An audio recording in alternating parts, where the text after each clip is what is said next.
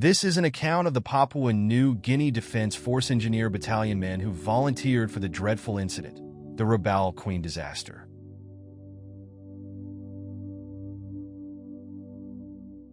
The day dawned, painting the sky in hues of vibrant orange, a breathtaking sunrise that promised a day of beauty and tranquility. A gentle breeze, carrying the scent of salt and the freshness of the Huon Peninsula, swept through the air. Birds sang their morning melodies, their voices a chorus of praise, seemingly celebrating the start of what was expected to be a glorious day. Little did anyone know, this serene facade was about to be shattered. Within the barracks of the PNG Defense Force Engineer Battalion, most of the men were scattered across the country, engaged in various operations and projects. Only a handful remained. Into this quiet morning strode a young Morobean lieutenant, Ivan Hyob, his face etched with grim news. He moved swiftly from the officers' mess to the single barracks, his presence radiating an urgency that belied the beauty of the morning. The promising day, so full of potential just moments before, was instantly cloaked in a pall of dread. He gathered the few men present, his voice grave as he delivered the devastating news: a maritime disaster of unprecedented scale. The Rabaul Queen had sunk. Lieutenant Hyob, a young, vibrant engineer military officer himself, didn't mince words. He laid bare the stark reality of the situation. The ship sank in the late hours earlier, he said, his voice urgent. Time is of the essence. People have died and will die if we don't move in. No allowances, no food, no water could be guaranteed.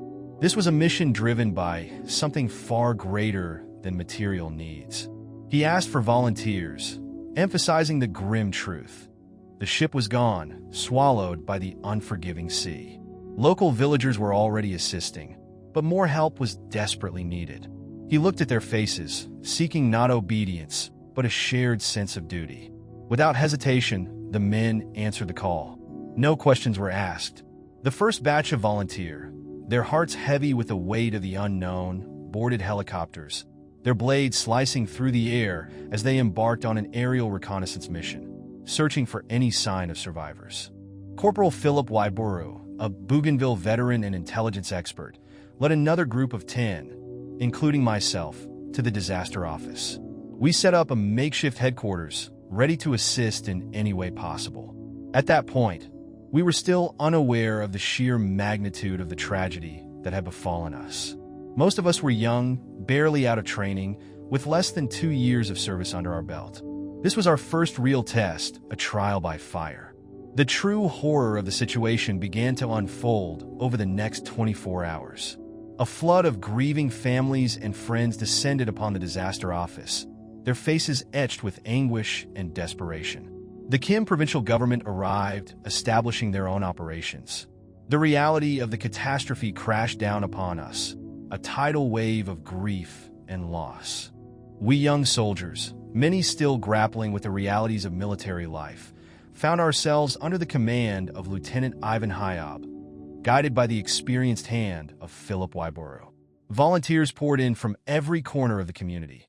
The RPNGC's La Task Force, led by top cop David August and his fine league of men, teachers, and countless others, all united by a shared desire to help. For the survivors who were brought in, they received medical treatment, and Digicel generously provided free SIM card replacements. NGOs and business houses with the LA community in general provided assistance and donations. They shared their accounts of the events that unfolded. Their stories, filled with both bravery and sadness, are theirs to tell. I am not qualified to recount them. Their eyes, however, told the story more powerfully than any words could. They spoke of the chaos, the fear, the desperate struggle for survival in the face of the unforgiving sea. Their faces, etched with the trauma they had endured, bore witness to the horrors of that night. In the first few agonizing days, the sea yielded its first victims, 3 women and a young boy, their bodies recovered from the waters near Samurai. The initial mission, one of search and rescue, held a glimmer of hope. But as the days stretched into a week, that hope dwindled, replaced by the grim acceptance of the truth. The mission statement was officially changed, search and recovery. The men of the PNGDF Engineer Battalion, alongside members of the Royal Papua New Guinea Constabulary, doctors, teachers, and other volunteers, prepared to embark on the grim task of recovering the dead. As the search and recovery team prepared to set sail, families and friends of the missing gathered, bringing with them photos of their loved ones, personal items, anything that might aid in identification. Driven by a deep-rooted belief among many Papua New Guineans, they also brought these items in the hope that the spirits of their dead would guide the searchers to where they were floating. We set off in 3 small dinghies, our destination Papandetta. We carried with us not only the weight of our mission, but also these precious mementos and the heavy burden of their hopes.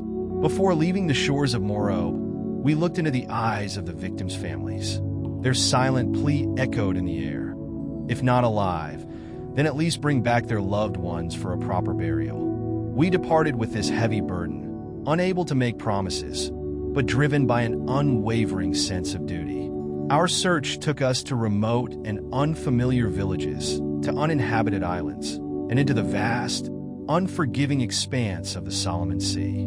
For a week, we scoured the open sea, beaches, and islands, battling the scorching sun, the gnawing pangs of dehydration, and the relentless grip of exhaustion. But we pressed on, fueled by the faint hope of finding a body, a piece of wreckage, anything that could offer closure to the grieving families. We searched tirelessly, but the Solomon Sea, it seemed, had claimed its victims and refused to relinquish them. Finally, weary and heartbroken, we turned our dinghies back towards Lae. We returned home without a single body recovered, but we had collected numerous remnants from the ship, which we placed in black garbage bags. It was heartbreaking when we returned to see the faces of the relatives, their hope turning to despair as they had to accept that their loved ones were now buried in the unforgiving depths of the Moro Bear Sea. The weight of our failure pressed down on us like a physical burden, knowing we could not bring back home the dead. It is clear the waters of Moro Bear kept its dead.